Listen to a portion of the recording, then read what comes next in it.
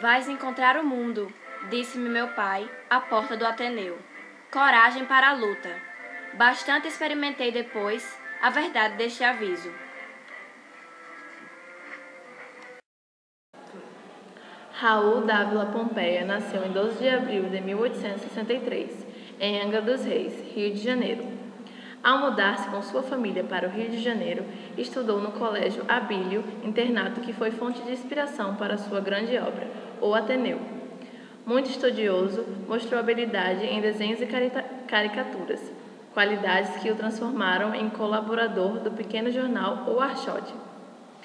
Em 1880, publicou seu primeiro romance, chamado Uma Tragédia no Amazonas.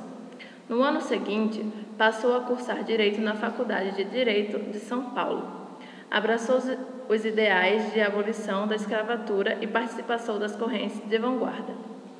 Por causa de sua personalidade hostil e de participação direta nos confrontos que atacavam a oligarquia dominante, seus estudos ficaram comprometidos, sendo reprovado no terceiro ano do curso de Direito. Viajou para Recife, onde concluiu seus estudos e formou-se advogado. Ao retornar para o Rio de Janeiro, em 1887, ocupou diversos cargos públicos, inclusive o de diretor da Biblioteca Nacional. Também dedicou-se a escrever crônicas, folhetins e contos, porém seu verdadeiro reconhecimento como escritor aconteceu em 1888, quando sua obra O Ateneu foi publicada. Devido às suas posições, enfrentou conflitos com políticos e intelectuais, como Olavo Bilac. Foi demitido da Biblioteca Nacional e atacado em artigo pelo jornalista Luiz Murat. Abandonado pelos amigos, caluniado nos meios jornalísticos e intelectuais, Raul Pompeia suicida-se em 1895, dia de Natal. O Ateneu é uma obra que se divide entre o realismo e o naturalismo. A seguir, alguns dos personagens que compõem a obra-prima de Raul Pompeia. Sérgio é o narrador personagem e protagonista, alter ego de Raul Pompeia. Entrou no Ateneu aos 11 anos. Escreve suas memórias da época em que estudava no internato Ateneu com o intuito de resgatar sua identidade.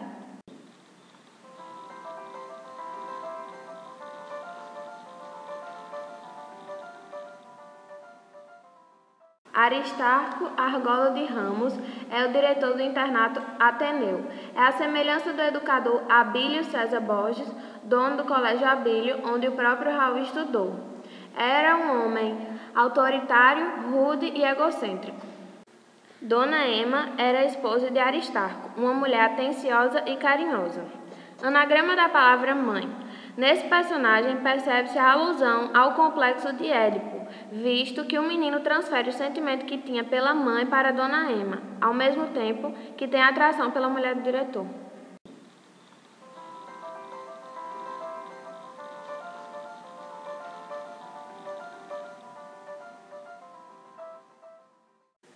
Sanches é o sedutor, que oferece proteção aos meninos novos e indefesos e ainda os ajuda nos estudos. Porém, por atitudes estranhas de Sanches para com Sérgio, os dois se afastam e Sanches se vinga.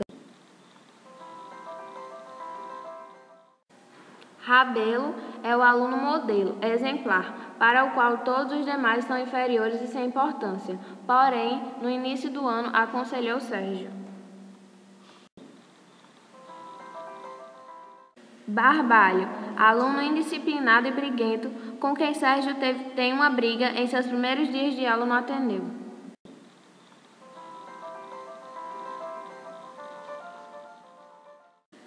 Franco é a vítima, o mártir, o alvo sobre o qual se descarrega toda a violência do internato.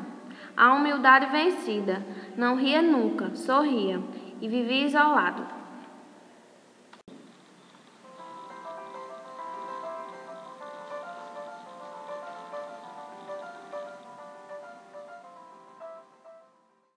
Bento Alves é o bibliotecário com quem Sérgio teve uma íntima amizade. Bento considerava-o como o irmão mais novo. Porém, por uma briga que os dois tiveram, ele saiu do colégio. Egbert é a verdadeira amizade de Sérgio, mas, após as férias, eles se distanciaram. O narrador personagem filosofa ao lembrar-se dessa amizade. Alguns momentos entre os dois retratam indícios de homossexualismo.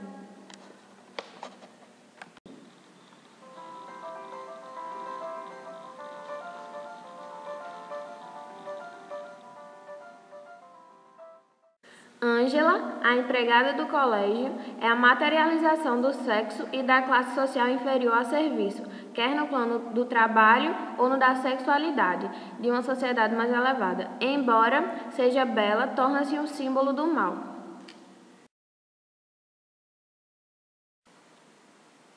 Sérgio e seu pai conhecem o Ateneu, um respeitado internato para meninos no Rio de Janeiro. Visitam o colégio em 2 dias de festa e são convidados a ir à residência do diretor, Aristarco, homem que aos poucos se revela prepotente, autoritário, arrogante e vaidoso. Conhecem também sua esposa, Dona Emma, que ao contrário do marido, se mostra carinhosa e compreensiva. Sérgio é admitido. Inicia-se o ano letivo. Logo na primeira aula, ao ser chamado pelo professor Mânlio ao quadro, Sérgio desmaia. Ao acordar, sente-se profundamente humilhado. O garoto conhece colegas de diferentes índoles. É provocado por um deles, Barbalho, com quem se envolve em uma briga. Dias depois, os garotos vão à piscina. Sérgio é puxado pelas pernas e quase se afoga, sendo trazido à superfície por Sanches. Ele desconfia que Sanches tenha feito isso como uma forma de aproximação. Sérgio retribui o garoto com sua amizade, mas não gosta de seus modos insinuantes e o afasta. Sanches, sendo um dos vigilantes do Ateneu, prejudica Sérgio. Influenciado pelo ambiente à sua volta e perturbado pelo que aconteceu com Sanches, Sérgio começa a apresentar mau desempenho nos estudos. Seu nome vai para o livro de notas de Aristarco, em que os professores anotam quais alunos devem ser punidos. Isso leva Sérgio a se aproximar de Franco, garoto que está sempre de castigo, maltratado por vigilantes e alunos do Ateneu. Sérgio sente-se mal no ambiente do Ateneu. Em visita à família, conta tudo ao pai e recebe dele ânimo para voltar à escola, mais independente e altivo.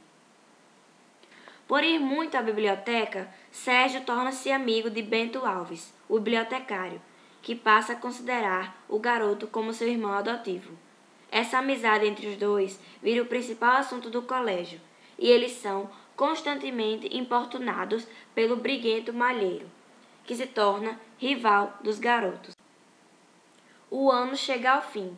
Aproximam-se as férias e, com elas, as provas para a transição de curso e a apresentação dos trabalhos artísticos dos garotos. Bento Alves, que se mostra amável com Sérgio, um dia sem motivo bate nele. No calor da briga, Sérgio agride Aristarco, que estava tentando separar os dois. Curiosamente, ele não é punido. Por conta da transição de curso, Sérgio conhece Egbert, a quem considera amigo de verdade. Os dois passam todos os momentos juntos, inclusive os de estudo. Por terem obtido boas notas, são convidados a jantar na casa de Aristarco.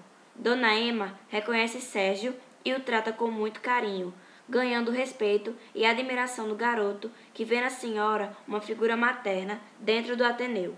Chega a época dos exames na Secretaria de Instrução Pública, o que deixa todos os alunos muito nervosos. Há um distanciamento entre Sérgio e Egbert, pois Sérgio foi transferido para o alojamento dos alunos maiores, onde participa de várias travessuras. Franco está novamente de castigo, desta vez em uma sala escura e úmida embaixo do Ateneu. Sai de lá doente e morre alguns dias depois, causando uma grande inquietação entre os alunos. No entanto, em pouco tempo, sua morte é esquecida, pois se iniciam os preparativos para a entrega bienal dos prêmios. Poucos alunos recebem os prêmios máximos.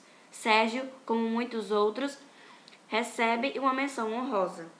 Chega novamente o período de férias. Alguns garotos permanecem no Ateneu, dentre eles Sérgio, que fica muito doente.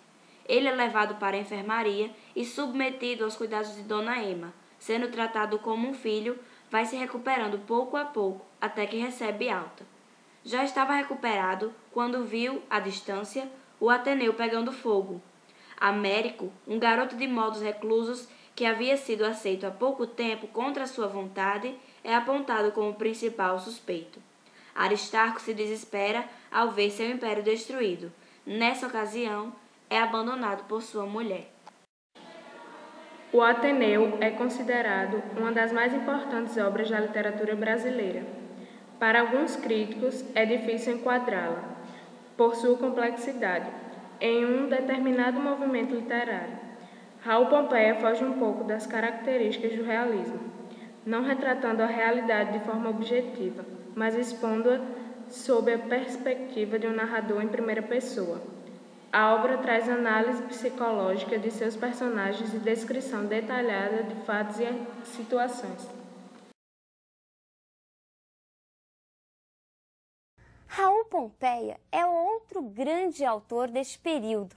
Vejamos a sua imagem.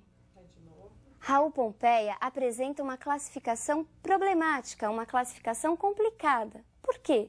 Em O Ateneu, sua grande obra, sua grande produção, nós encontramos várias características de outros movimentos.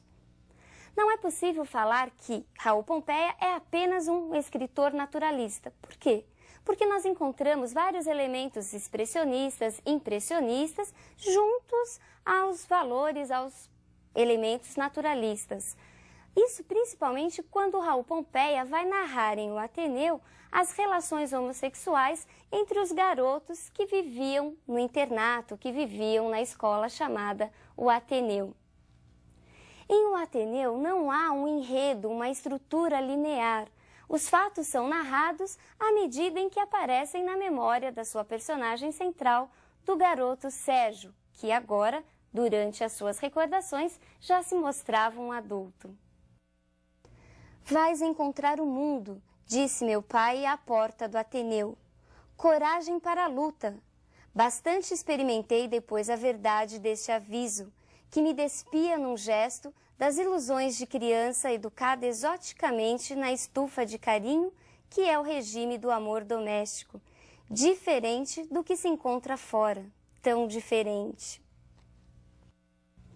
Como já antecipava o pai, Sérgio, a personagem, vai conhecer através do Ateneu, da instituição escolar, grande parte do que realmente encontraria na vida, as atrocidades e as injustiças cometidas muitas vezes por pessoas a ele muito próximas. Aí vem o segredo dessa obra e por que ela é impressionista? Porque ela é memorialista, pessoal. É uma memória dele.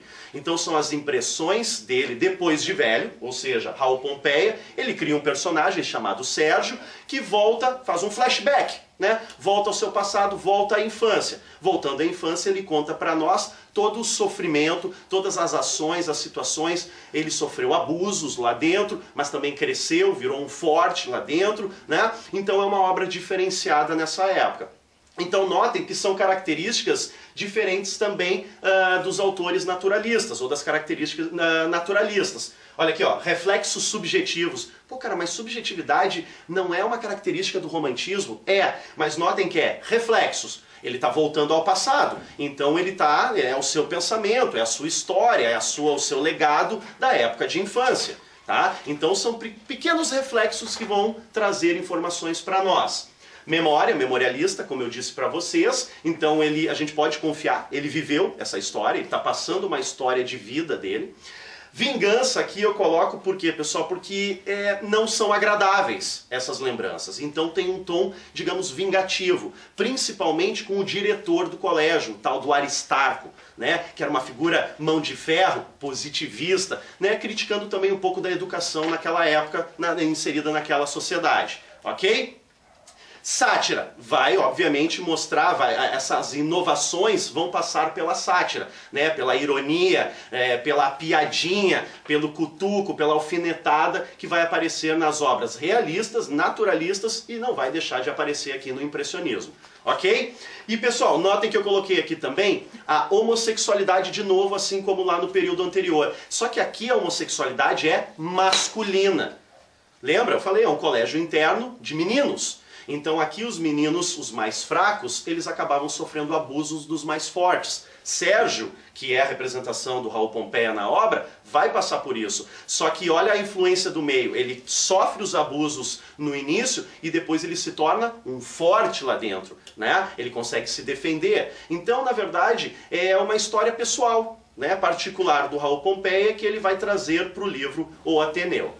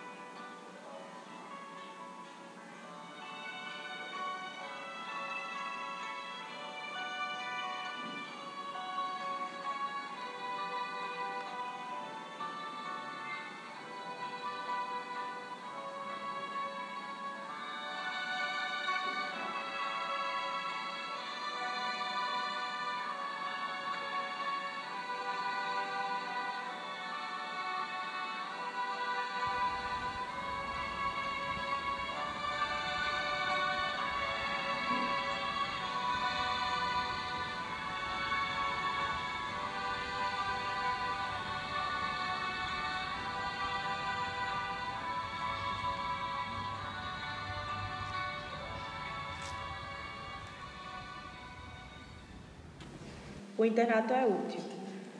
A existência agita-se como a peneira do garimpeiro. O que vale mais e o que vale menos separam-se.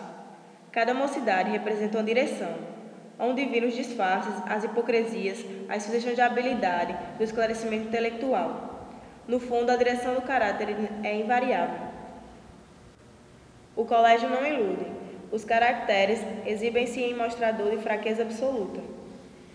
Não é o internato que faz a sociedade, o internato a reflete. A corrupção que ali viceja vai de fora.